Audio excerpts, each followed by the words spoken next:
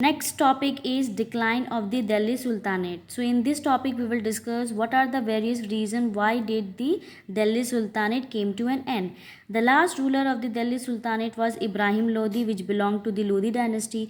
One of his governor invited Babur, a ruler from Samarkand in Central Asia, to replace Ibrahim Lodi. So one of the governor of the Ibrahim Lodi, he invited Babur.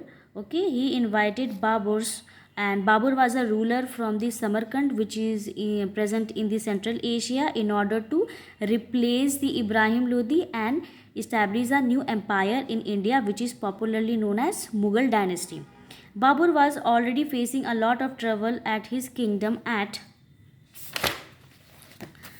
Samarkand. So Babur was already facing a lot of problem in his empire that is present in Samarkand. Also, like other ruler before him, he was attracted to the wealth of subcontinent.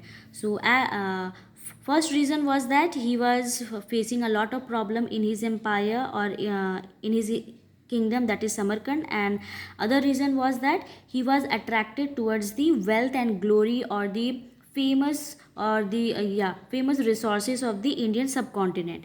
That's why he was attracted towards the India. He marched to Delhi and defeated Ibrahim Lodi in the battle of 1526 CE. So he marched Delhi and he defeated Ibrahim Lodi finally in the battle and in the year 1526 CE.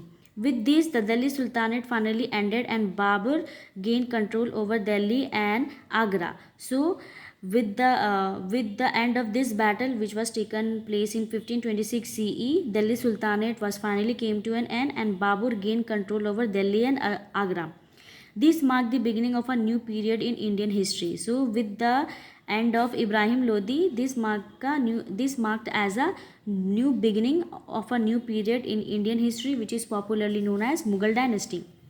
How do we know about the Delhi Sultanate? How we got the information? What was actually the environment in the Delhi Sultanate and so on? We have already read that historians study the various sources of history to find information about the past. So we have already read that there are many historians who studies our various resources so that we can find out what actually happened in our past.